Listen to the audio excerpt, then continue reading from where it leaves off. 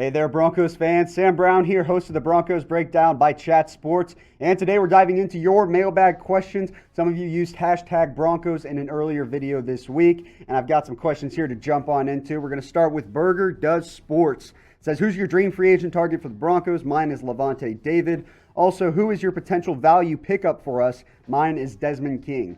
Listen, I'm not going to lie. I'm right along there with you. Burger Does Sports. I would love to have Lavonte David on the Denver Broncos. I think he would thrive in that off-ball middle linebacker role, similar to what he's been playing with the Tampa Bay Buccaneers, but a very athletic player, can get in the backfield. He's going to cost a pretty penny, probably somewhere around the $12 to $14 million range.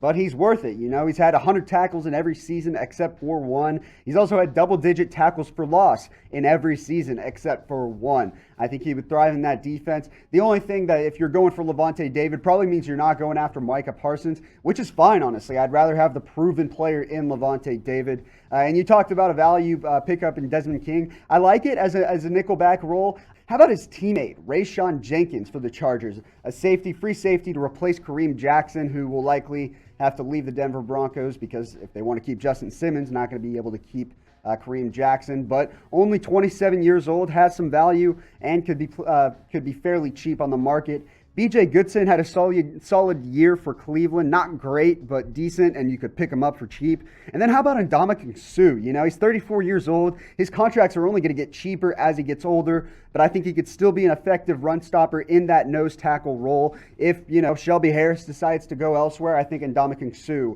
could slot right in. But I'll ask you guys, you know, I told you my dream signing, Lavonte David. Name one player that you want the Broncos to sign in free agency. It can be on offense, defense. Maybe you think they need a new kick returner or something. But let me know in the comments section who you think the Denver Broncos should sign in free agency. All right, let's jump on into our next question from Trevor Neeson. Who do they keep in free agency? Using hashtag Broncos.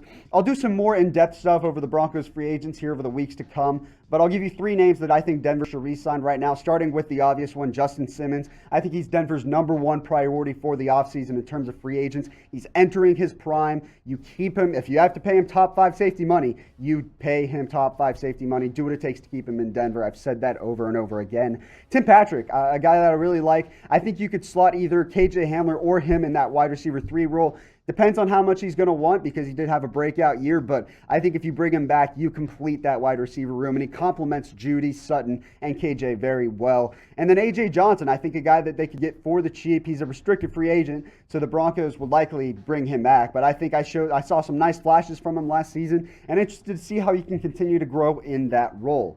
Now, like I said, we're going to be doing more free agent videos, more draft videos, everything Broncos here over the weeks and months to come. And so if you like more stuff like this, more content like this might be the channel for you. Hit that big red button and subscribe. We just crossed 1,000 subscribers over the weekend. Huge round of applause to you guys. Couldn't have done it without you. Now it's time to keep that momentum going. Keep those subscribers coming in. Get to 2, 3, 4. Let's get all the way up to 10K. I want to grow this channel like crazy, and I can't do it without your help. So hit that big red button and subscribe today. All right, next question coming in from Sam Bonzer. I think I got that. Bonzer. We'll say Bonzer. Hashtag Broncos. Trade a third for J.J. Watt. Good question, Sam, and a great name, by the way, there. The Sams rule the world. Let's try a fourth instead. Let's just see. Call the Texans. I would definitely inquire about J.J. Watt. The thing is, the Texans are kind of a mess of an organization right now. I think a third is probably what you'd value him at, but I wouldn't be surprised after they would trade DeAndre Hopkins for David Johnson in a second-round pick. The way they've handled the whole Deshaun Watson mess, this organization might be the worst in football right now. And I'm willing to try and fleece that fourth-round pick, maybe bump it up to a third if they go ahead and turn that offer down. But a lot of this has to do with Shelby Harris and his offseason as well. If Harris doesn't return, why not? I mean, it's not like J.J. Watt is a downgrade. He's a better player than Shelby Harris, even though he'll be more expensive. And he's got a couple years, he's a couple years older than him. But you know, he's an upgrade. That's the thing. He's going to cost $17.5 million, which is quite a bit to commit to that spot. But he's still a solid player, not the all-world defender that he once was. But he can play all along that defensive line. He's played in a 3-4. He's played in a 4-3. He can play any position along that defensive line and really give the Broncos options with what they want to do defensively. You'd have to probably address that defensive tackle position a little more as well if you let Harris go and trade for Watt.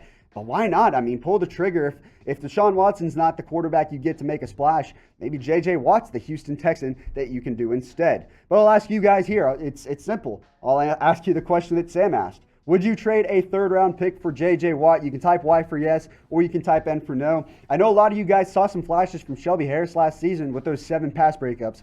J.J. Watt had 7 pass breakups too. He can bat the balls down at the line of scrimmage as well. I would say yes here, but I want to know what you guys think. Let me know in the comments.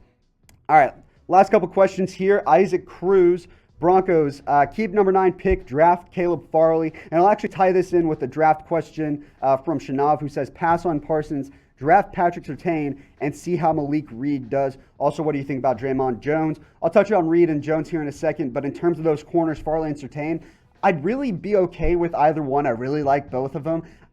In an ideal world, you draft Patrick Surtain at number 9. I think he's the consensus best corner in the draft. Farley has all the tools, the athletic tools, and might be technically a better fit for the Broncos because he thrives in more of those zone coverage schemes that Fangio likes to run. But Surtain is, I think, going to be a shutdown corner in this league. I think he's the best cornerback prospect to come out since probably Jalen Ramsey, to be honest. I love Surtain. I think he's got a ton of upside. Isn't the fastest guy in the world, but just a great corner overall.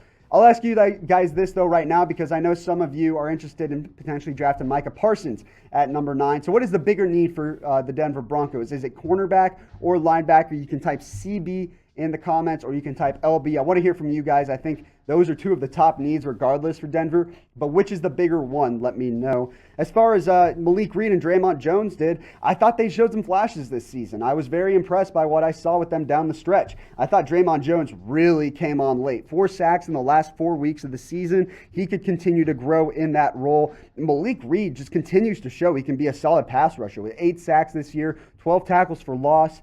It'll be interesting to see how Von Miller's return will affect their impact on the pass rush.